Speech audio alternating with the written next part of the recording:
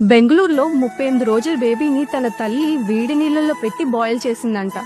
విషయం కనుక్కుంటే post partum depression వల్ల అని తెలిసింది. బేబీని కనడం ఒక ఎత్తు అయితే ఈ పోస్ట్ పార్టం ఫేస్ ఇంకో ఎత్తు. అప్పటి వరకు ఆ మదర్ ని చాలా జాగ్రత్తగా చూసుకుంటారు, కానీ వన్స్ బేబీ వచ్చాక ఆ మదర్ ని సరిగ్గా పట్టించుకోరు. నిద్ర లేక బాడీలో హార్మోన్ చేంజెస్ వల్ల ఎందుకు పిల్లల్ని కన్నామా అనిపిస్తూ ఉంటుంది.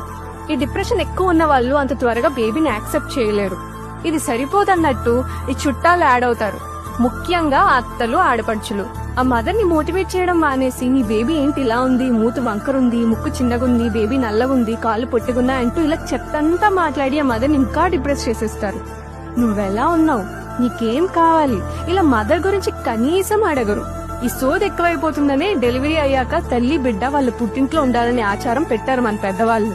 కానీ అక్కడికి కూడా వచ్చి పథ్యం చేస్తున్నావా, పాలస్తున్నాయా, నులక మంచం మీద పడుకున్నావా, నేల మీద పడుకున్నావా అంటూ పిచ్చి పిచ్చి క్వశ్చన్స్ వేస్తూ ఎమోషనల్ గా వీక్ చేసేస్తారు.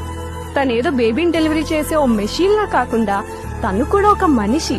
తనకి ఇష్టాలు ఉంటాయని గుర్తించి తనతో ప్రేమగా మాట్లాడి తనకి ఎమోషనల్ సపోర్ట్ ఇవ్వండి. ఎవరు ఎన్నన్నా అన్నిటినీ అపోజ్ చేసి వైఫ్ కి సపోర్టివ్ గా ఉండాల్సిన బాధ్యత 100% భర్తదే. వాళ్ళు అంటున్నారు కదా అని భర్త కూడా అలానే మాట్లాడితే ఆ భార్య ఎప్పటికీ కోలుకోలేదు. ప్రెగ్నెన్సీ ఫేజ్ లో తనని ఎంత మంచిగా చూసుకున్నా పోస్ట్ పార్టం లో సరిగ్గా చూసుకోకపోతే దానికి వాల్యూవే ఉండదు. ప్రెగ్నెన్సీలో జాగ్రత్తగా చూసుకుంటున్నారు అంటే అది తండ్రిగా ఉండే బాధ్యతతో చేస్తారు. పోస్ట్ పార్టం లో ప్రేమగా చూసుకుంటేనే భర్త అనే బాధ్యతని కంప్లీట్ చేసినట్టు అవుతుంది. మూఢనమ్మకాలు, అతి పట్టింపులు పెట్టుకోకుండా డాక్టర్స్ చెప్పినట్టు